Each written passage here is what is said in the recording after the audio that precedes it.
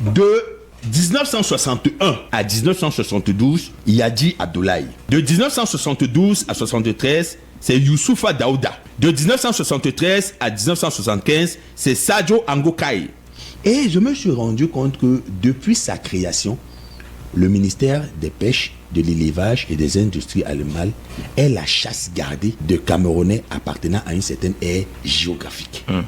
Il se peut donc que l'indolence soit devenue généralisée et ait un impact sur l'activité économique. Vous pensez que le GECAM brille également par cette indolence-là? Non, pas le GECAM. D'accord. Non, le GECAM, moi, je ne peux pas converger de critiques vis-à-vis de ce GECAM. D'accord. Parce que le GECAM est une association intégrée et intégrante de notre nation. Nous sommes tous sous la coupe d'un type de gouvernance. Parce que tout le monde est sous coupe réglée. Il faut le souligner. Et ce n'est pas le GECAM qui pourrait avoir l'outrecuidance ou la robustesse de déroger à ce paradigme qui a été savamment structuré et appliqué. Alors, qui est opérateur économique?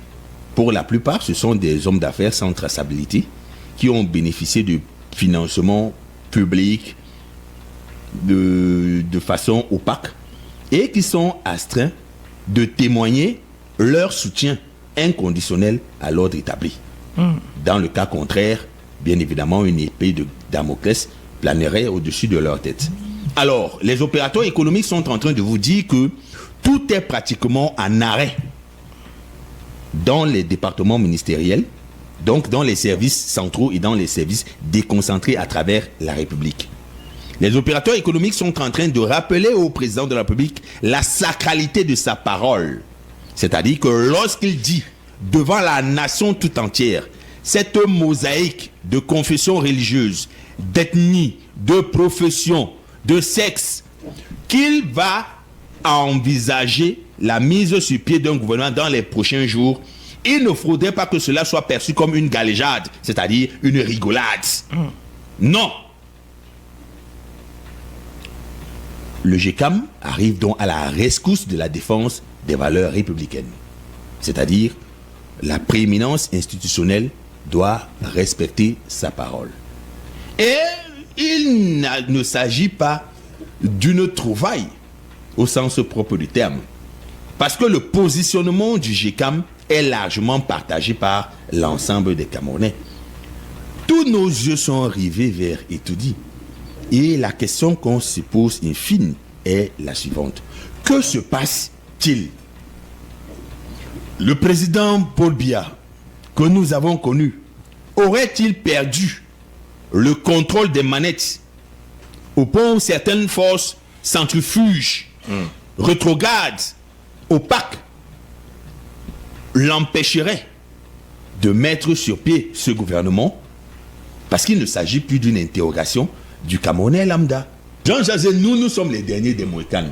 Dans cet environnement de délitement des valeurs morales, éthiques et républicaines, il y en a qui résistent, et c'est nous. Alors j'ai jeté un coup d'œil sur ce qu'on appelle équilibre régional. Parce que nous sommes toujours dans la constitution d'un gouvernement, l'équilibre régional. Et je me suis rendu compte que depuis sa création, le ministère des Pêches, de l'Élevage et des Industries animales est la chasse gardée de Camerounais appartenant à une certaine aire géographique. Je suis allé compulser pour voir. Parce que le GECAM vous parle de gouvernement de rupture. Oui. C'est-à-dire casser les schémas, les schèmes et les axiomes antérieurs qui fondaient la gouvernance sous le magistère de M. Paul Biya. Ces équilibres régionaux nocifs et subjectifs doivent être balayés. De 1961 à 1972, le ministre des Pêches, de l'Élevage et des Industries animales s'appelait Yadi Abdoulaye.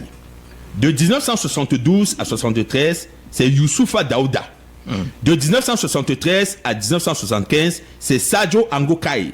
De 1975 à 1978, c'est Abdoulaye Maïkano. De 1978 à 1984, c'est Luc Ayang. De 1984 à 2000, non, de 1984, parce qu'il y a eu quasiment un flottement En 84, c'était Tori Limangana.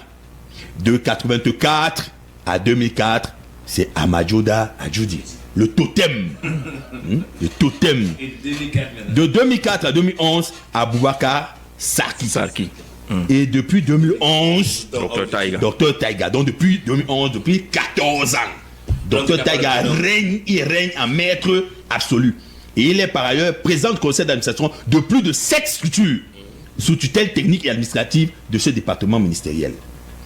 On peut donc conclure à travers cette connotation patronymique que ce département ministériel est la chose de Camerounais appartenant à une certaine aire géographique.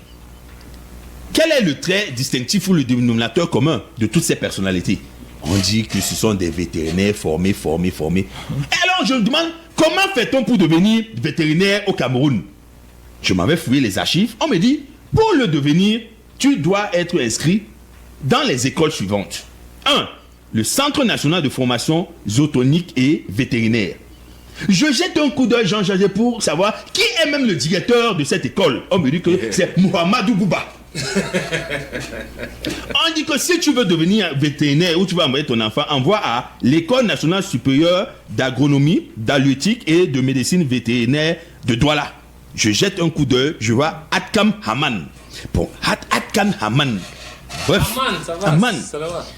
On dit également que si tu veux devenir vétérinaire, envoie l'enfant ou toi-même tu vas t'inscrire à l'école des sciences de médecine vétérinaire. Je jette un coup d'œil qui est directeur Yaouba Aouda.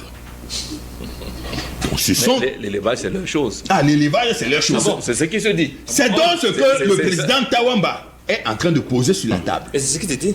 C'est ce qui se dit. Ça a commencé avec... Il faudrait donc une cassure d'avec la perception antérieure de la gouvernance à travers ces répartitions. Parce que le patron même de la Sodepa, Koulania Koutou Denise, bon, n'eût été le Denise là. Non, il est du Septentrion. Vous voyez alors. Oui. Vous voyez alors.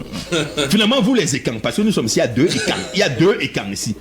François Semé et Jean-Jacques Zé. Moi, je suis pas écan. Tu es écan. Je suis Maca. Et nous, on ne veut pas appartenir. Non, je suis Maca. Attends, tu es écan. Non. Tu es écan. Non. Ok, ça va.